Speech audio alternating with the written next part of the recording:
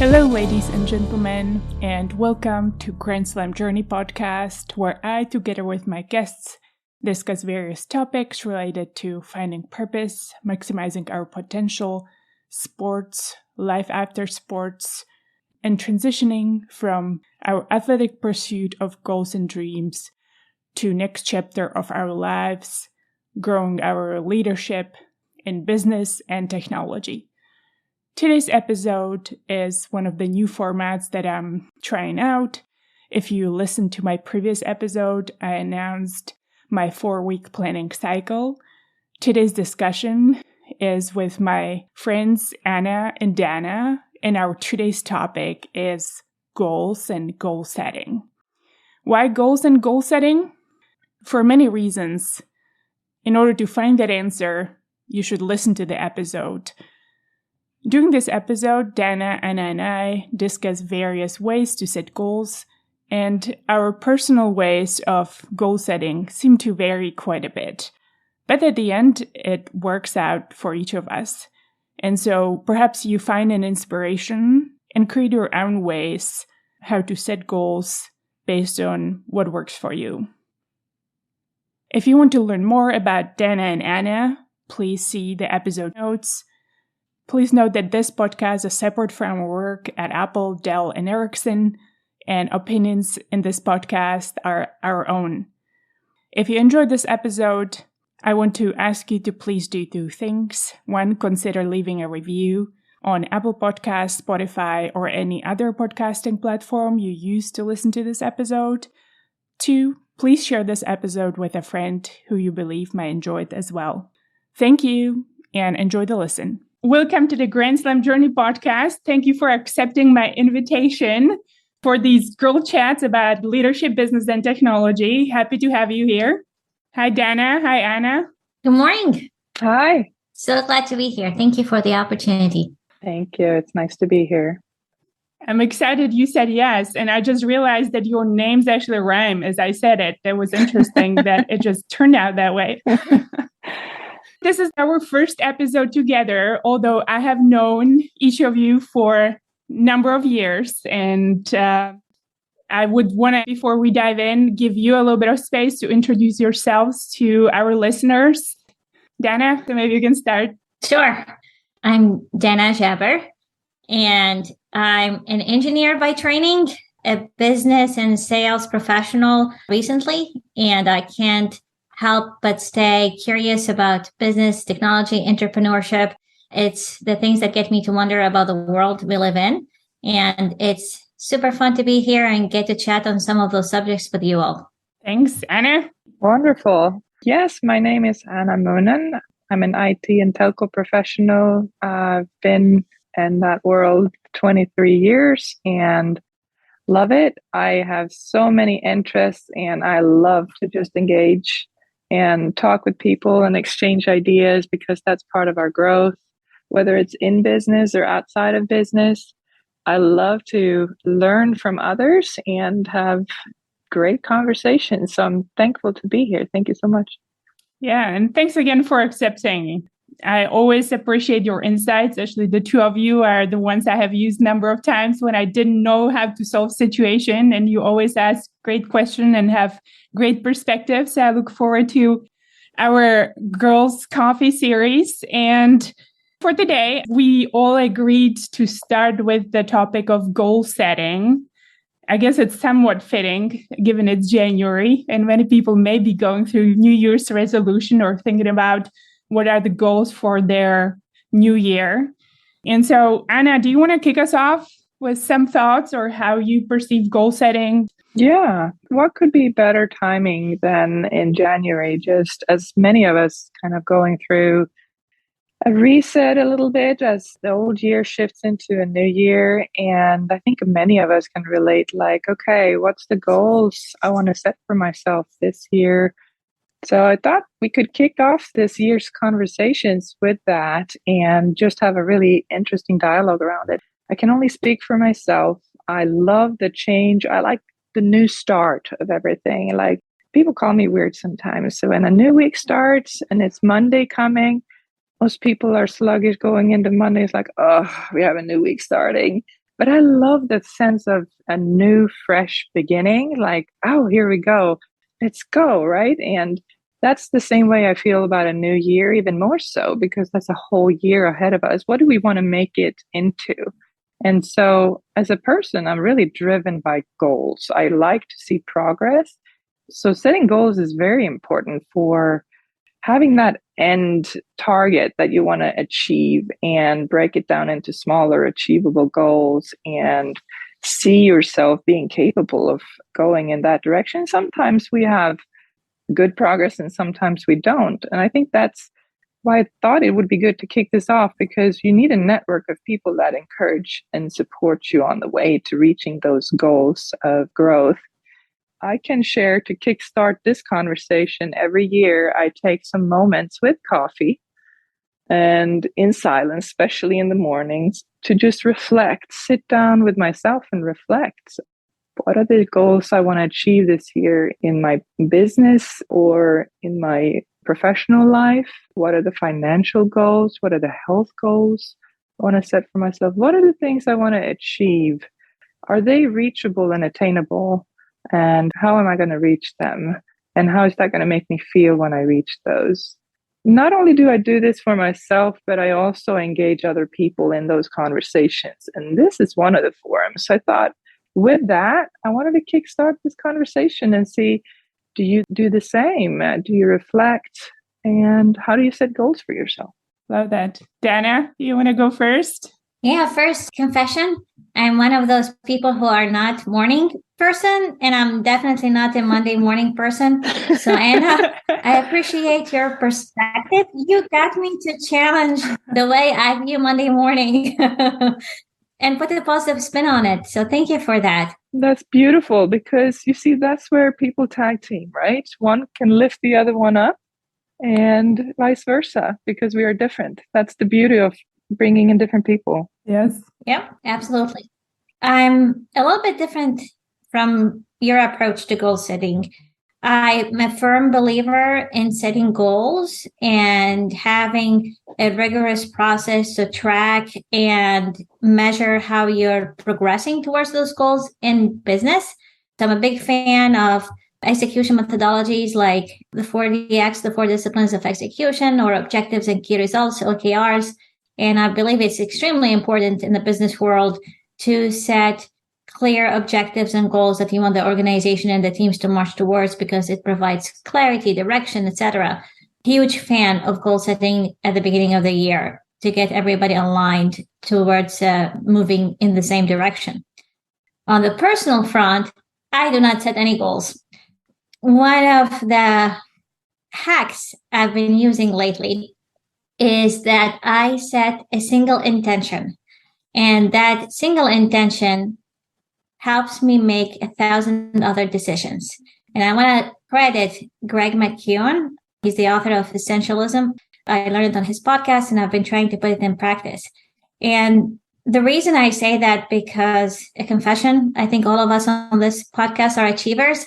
You feel the pressure that you need to continue to achieve, and you have that drive and that passion in your professional life. And I don't want the same pressure in my personal life. I want to simplify decision-making as much as possible, focus on the essentials, that essential intent that helps me make those 1,000 other decisions, and measure my progress over time incrementally. You know, if you make 1% improvement every single day, after a year is 33% improvement, so that I don't feel bad when I don't hit a goal or I missed a leading indicator that shows me, oh, you're going to be off track. And you know what? That's okay, because it's not a sprint, it's a marathon, and it's going to be a long journey. And as long as I keep that basic intent in mind and the continuous improvement mentality, I will get there. I'm not in a rush. I love that. Gosh, I love everything you both share. I have so many questions. Right. I wanted to comment on that. Something grew on me when you were talking about that. There's like two sides of goal setting in a sense. It could create pressure as well. And I think it's very important. That approach you're mentioning is a very valid point. We shouldn't allow the goals to become pressure. And if that is, then it kind of creates a negative spin, right? Which we want to allow to lift off of our shoulders, right? It gave me another perspective that is so interesting because it just depends on how we know ourselves as a person and what's right. For some reason, if I don't have goals, I'm having a hard time finding myself motivated. So I need to always see what's next. I need to have a roadmap in front of me. Otherwise, I don't know where I'm going.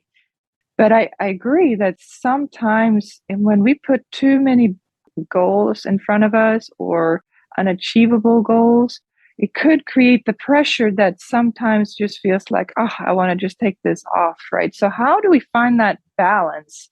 That's where I want to get to. I never really thought about it that way. You brought up a really interesting point. It's really started me thinking. Thank you. Before I dive into my experience while we're at it, would you be open sharing some of your intentions? Dana, you mentioned you create intentions. So do these change seasonally or during the year, or are you willing to share the ones that you have right now? Yes. So my intention for this year is to focus on the well-being of my family.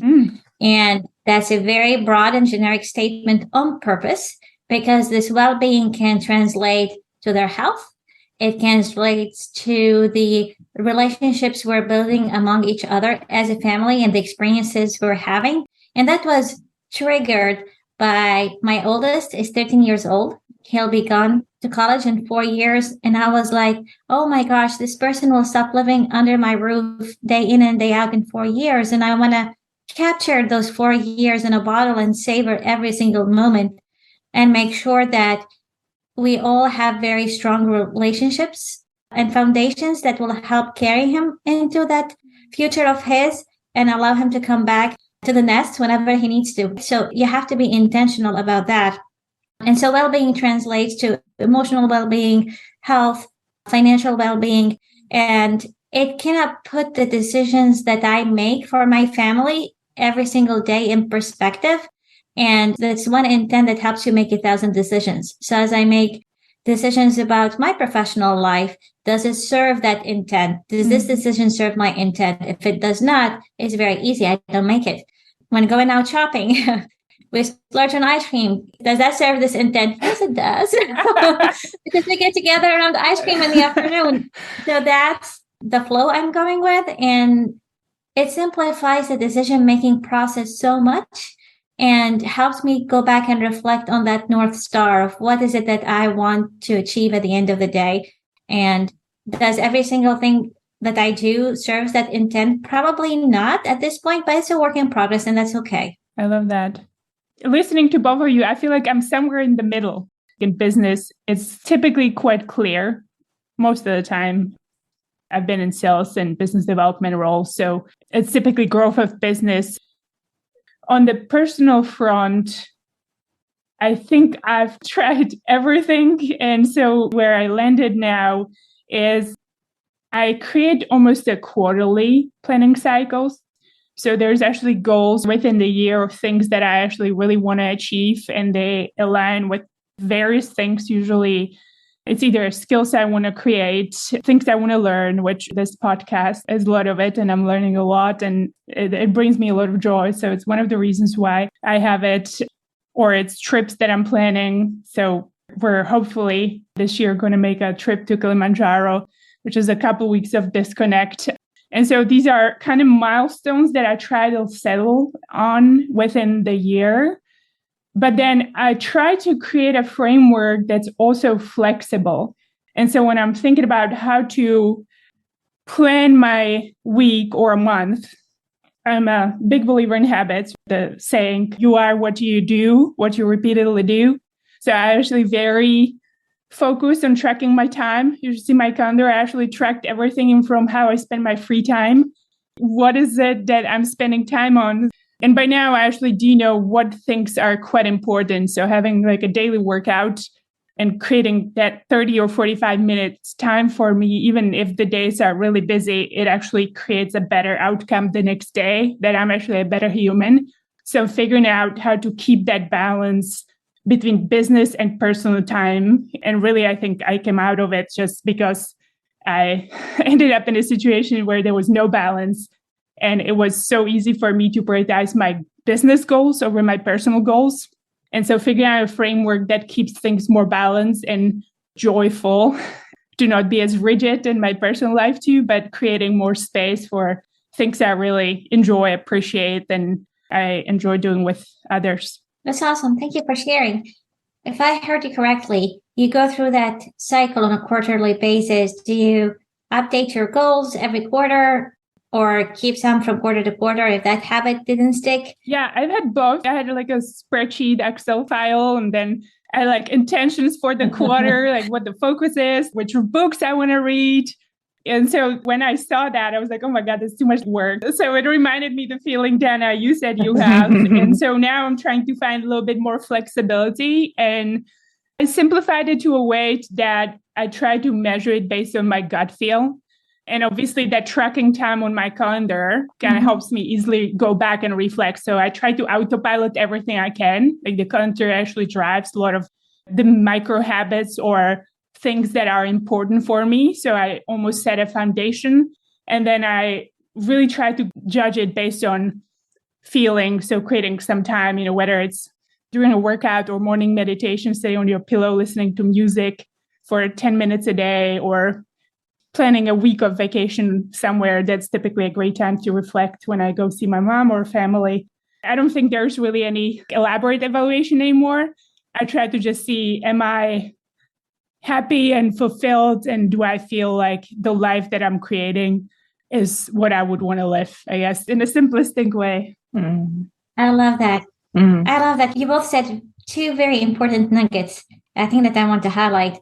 Anna, you were struck by how each person, and I think we can reflect that on Clara as well. Yeah. Each person approaches goal setting in a manner that marries with their personality, right? Right. Like you really need to dig deep into yourself, who you are as a person, what works for you, what doesn't work for you, and have the courage to experiment until you find that sweet spot. And then the second piece, Clara, that you've just said, is what I'm doing helping me live the best life possible? Am I happy? Am I fulfilled?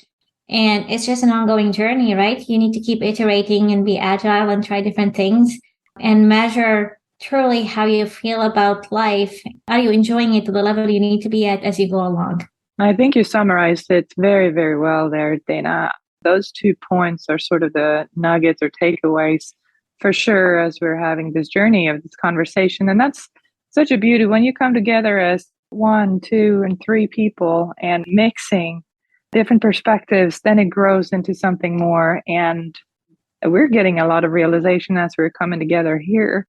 I reflected as you were talking, and I find that I can so relate to what you are describing. Clara, I've been there as well. I'm super driven by goals and progress. If I see progress, I feel good about myself because now I got traction. All the business and professional growth goals, they were very specific. And also I did the same thing with everything on my personal side. I even had, like you described, Excel, and to the point, very specific so I could track them. And when I heard Dana reflect, I can relate a lot to when I'm too ambitious in that process. Sometimes I can make my own goals stress me out. So I have to relax that a little bit. And finding that sweet spot in number 1 that you summarized, Dana, is so true.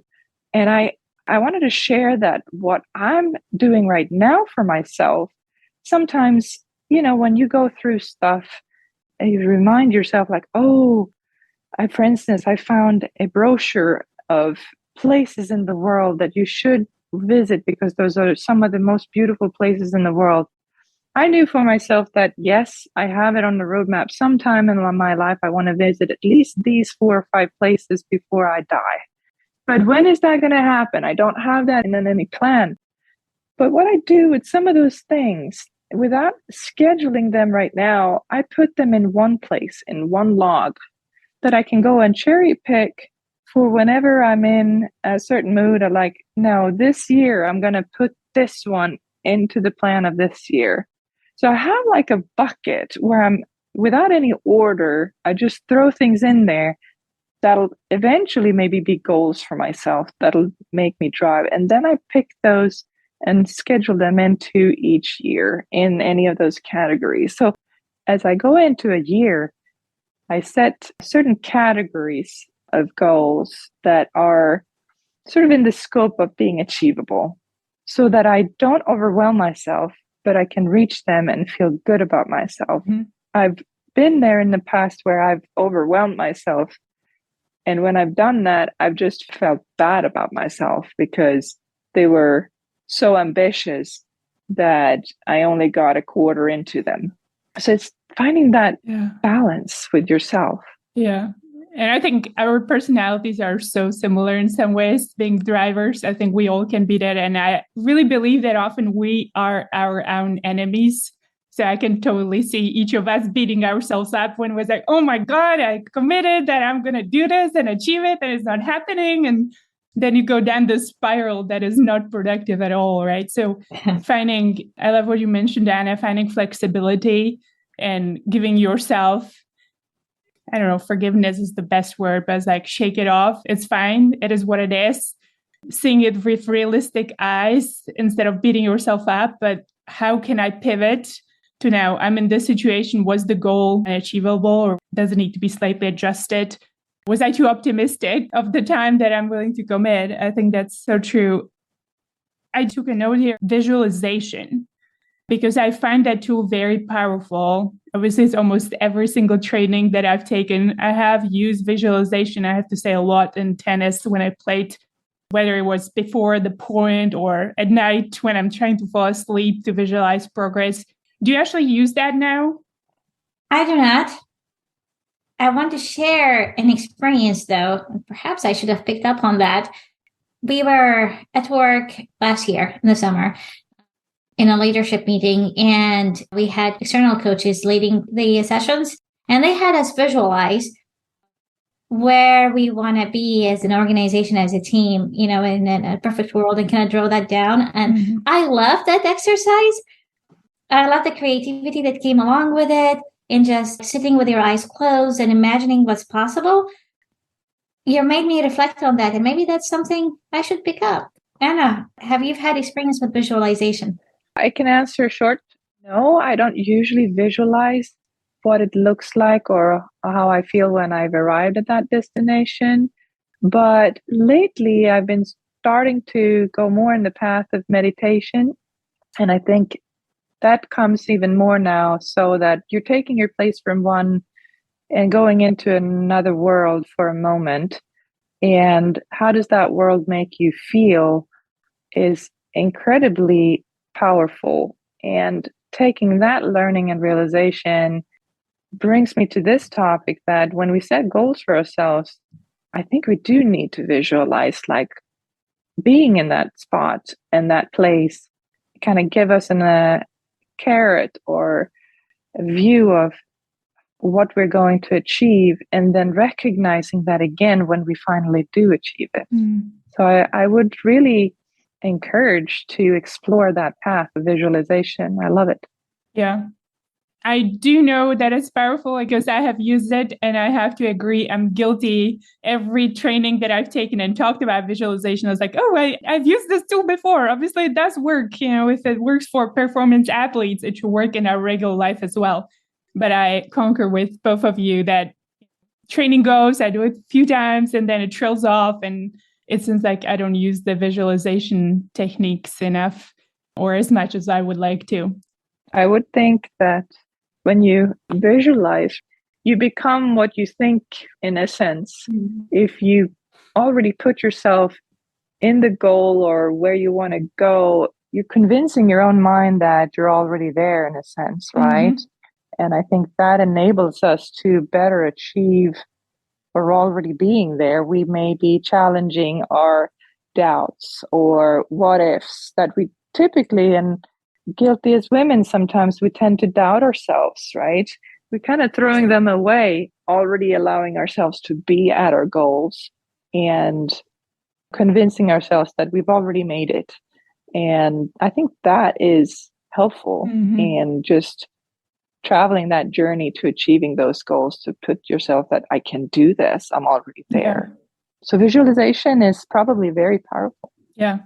And just one thing, your previous comment, Anna, made me think of, it can probably help you judge the goal, or I'm going to use this kind of the goal in this instance, being destination. It's not always true, but for the simplicity of it, if you close your eyes and try to visualize whether it's a new role or a new place or a new house or a new state of mind, if it's a working out, healthy habit, gaining muscle or whatever it may be, if you close your eyes and think about being in that state, is that state actually bringing you the joy, happiness? Do you feel actually better internally when you close your eyes and see yourself in that state? Mm-hmm. So that alone can be actually a really good tool on evaluating the decision or the goal setting. Because going back to my past and where I have been cautious in this iteration about my own goals is I've always set goals as like, okay, I'm going and driving until I get there and I'm in a red zone. I close my eyes and I'm just on a straight line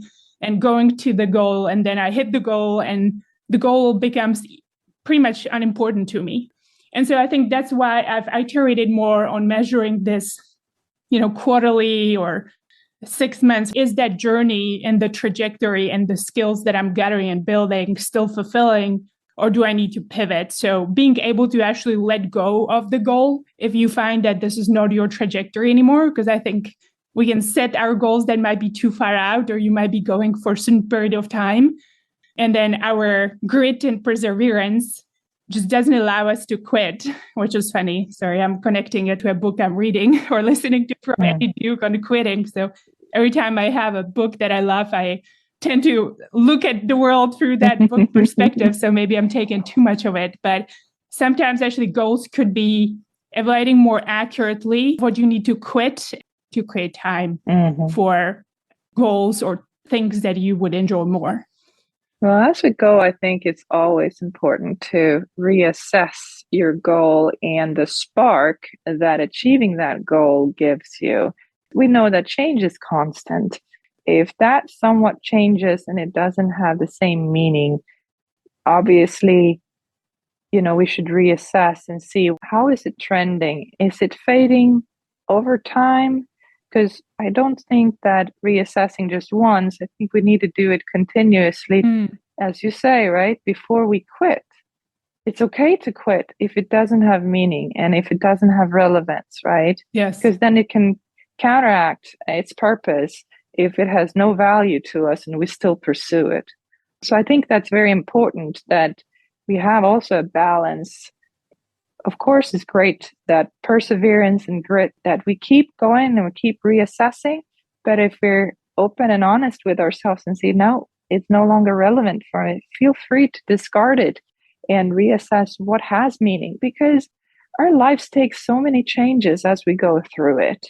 It makes it quite complex sometimes, but I think it's important to stay with yourself. I'm sitting here nodding my head. Yes. I totally agree, Anna. Yeah, I think allowing that flexibility and not having too much rigidness, right? Overall, right? Being kind to yourself. Whatever motivates you as a person, I think is very important. Speaking for myself, I feel extremely motivated when I've been able to accomplish a goal and look back at, how did I set that? Was it reasonable? Was it achievable? Was it not overambitious? I always look back to look forward. And many years in my earlier years, I was way too ambitious, way too much of a try to be overachiever. And that spun into more of a negative view that I can't accomplish these things. So I felt inadequate. And that's why it made me reflect when you, Dana, brought up in the beginning how we set goals for ourselves, how we get to know ourselves, when it works and when it doesn't.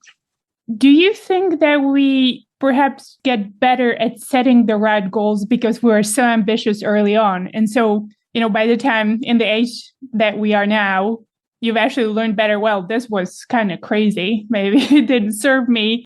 I need to repivot in how I measure.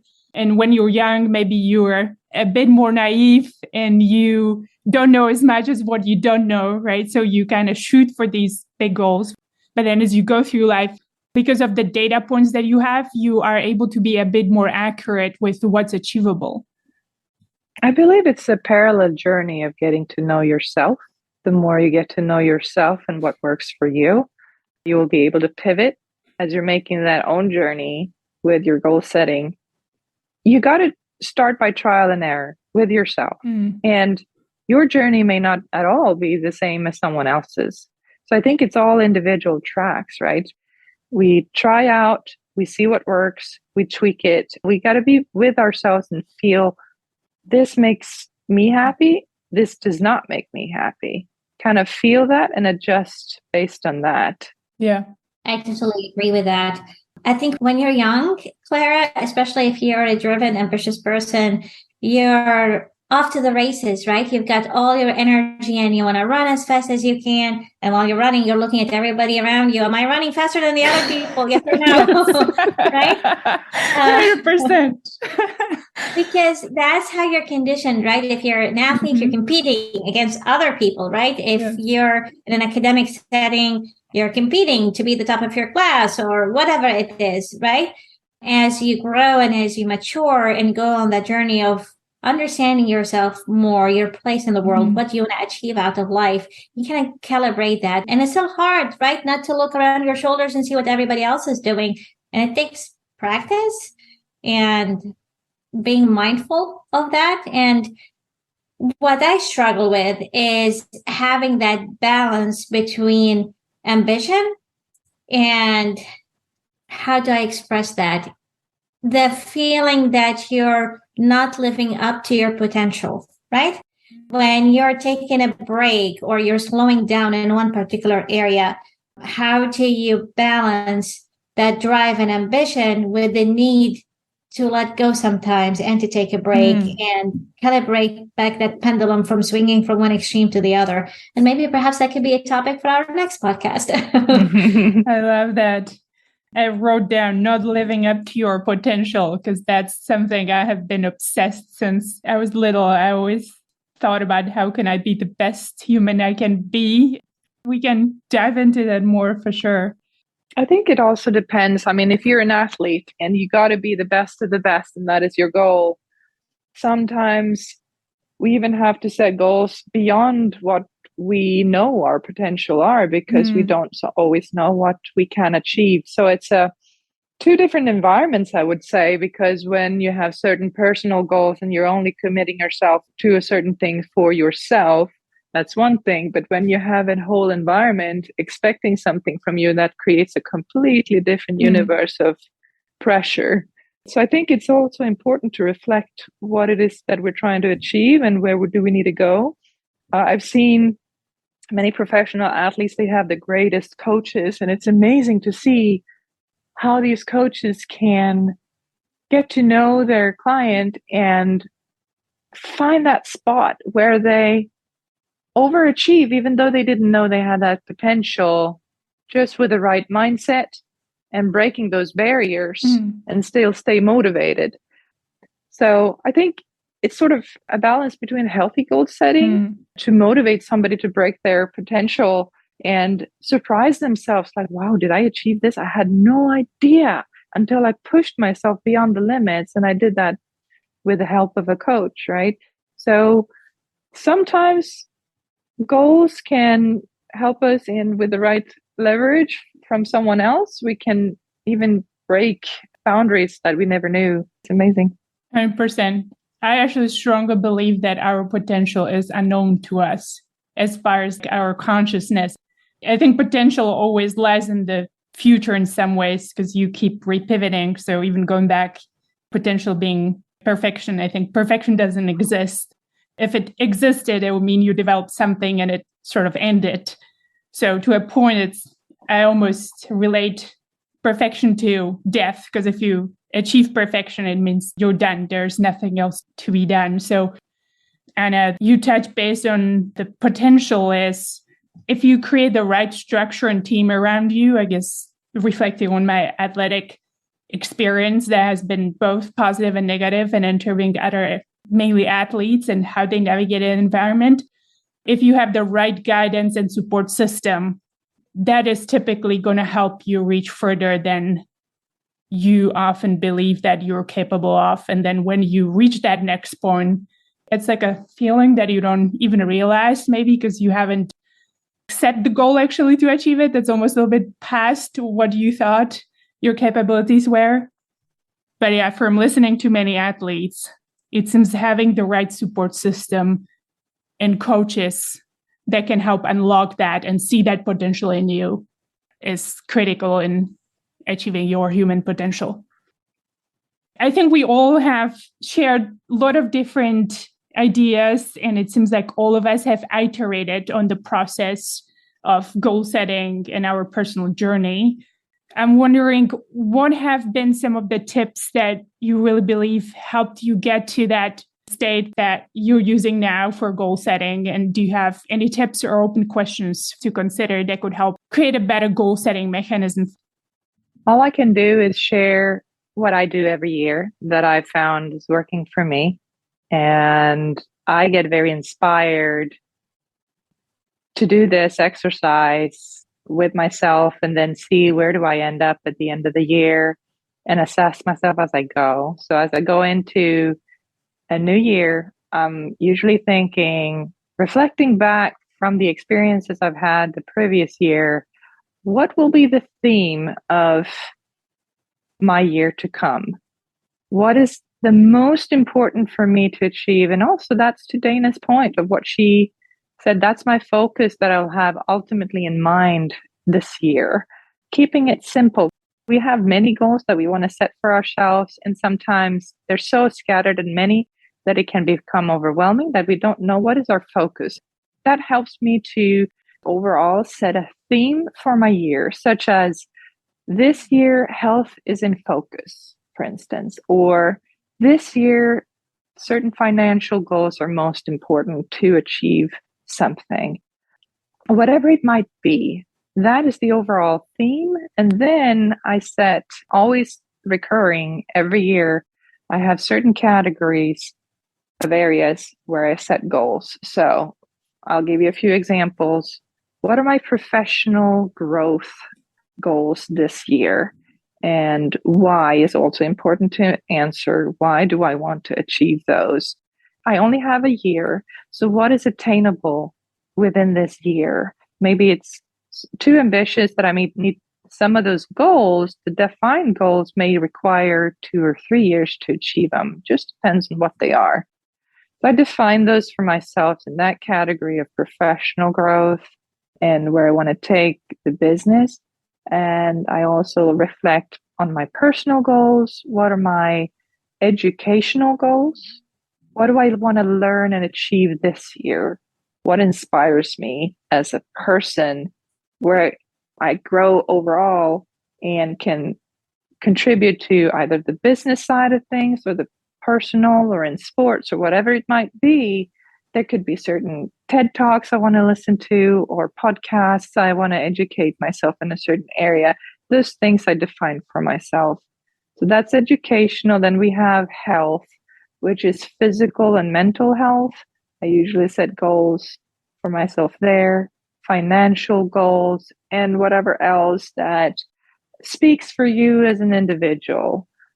The more of those categories you bring in and allow yourself to be part of that year's scope, I think it's important to just have a certain focus for each so that you don't overwhelm yourselves, because obviously the scope can grow very big, and you may want to narrow down what are my 3 priorities if I have a lot of them, and some of them are just bonus achievements.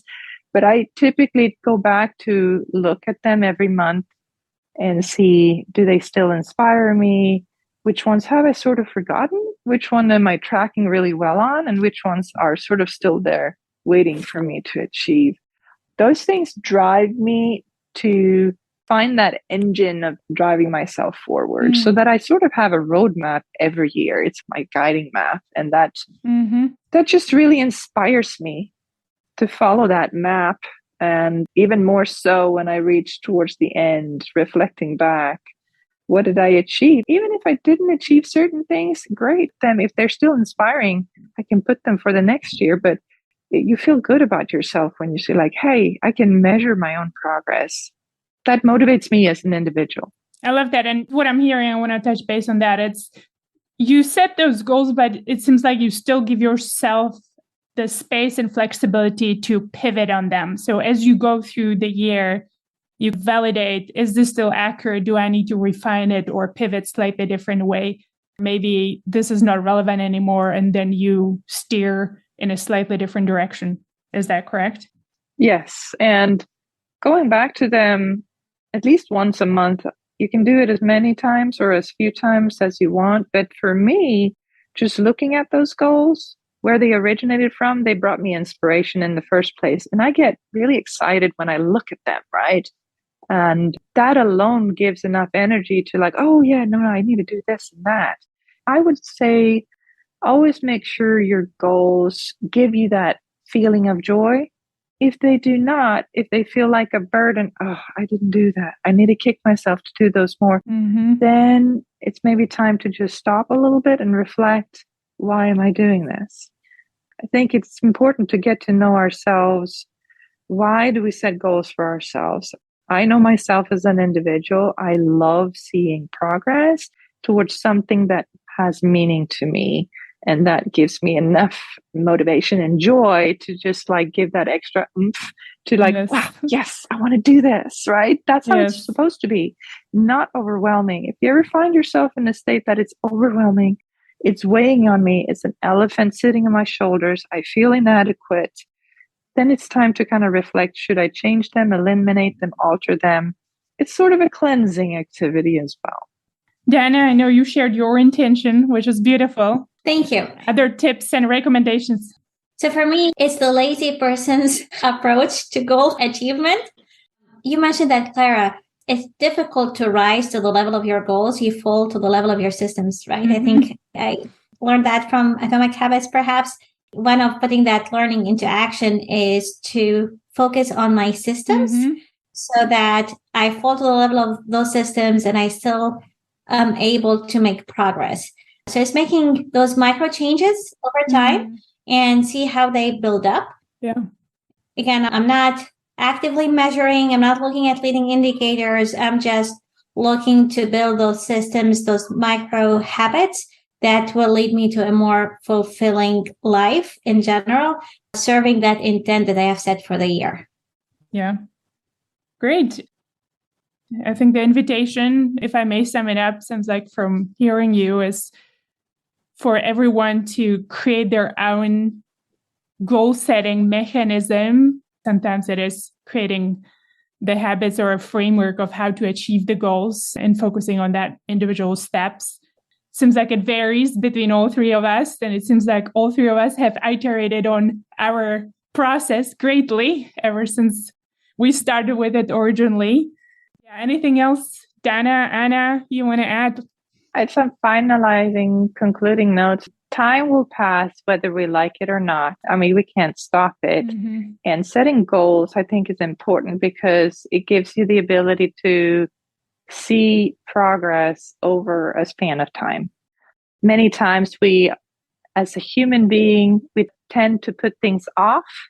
And without setting goals for ourselves, we don't manage that time. So setting a goal that's time bound and being able to measure it on that time scale and actually see it happen is truly motivating. So I would encourage everyone to challenge themselves to do that exercise, big or small, whatever fits you. Try it out and see how it works for you. And don't forget to celebrate the little wins along the way. Yes. So true. Oh gosh, that's so important. I love that addition. Absolutely. Awesome. Thank you for the time and conversation. I look forward to our next series in about a month. And this has been fantastic. Made me think about borrowing some tips from each of you and continue to iterate on my own goal setting mechanism. Thank you so much. Let me tell you, Anna, I appreciate your perspective on Monday mornings. I think this coming Monday is going to be a completely different experience for me. I'm going to visualize a brand new start, a fresh slate. I'll reflect back on that and get back to you on how did that go. If you enjoyed this episode, I want to ask you to please do 2 things. 1, please consider leaving a review on Apple Podcasts, Spotify, or any other podcasting platform that you use to listen to this episode. 2, please share this podcast with a friend who you believe might enjoy it as well. It is a great way to remind someone you care about them by sharing a conversation they might be interested in. Thank you for listening.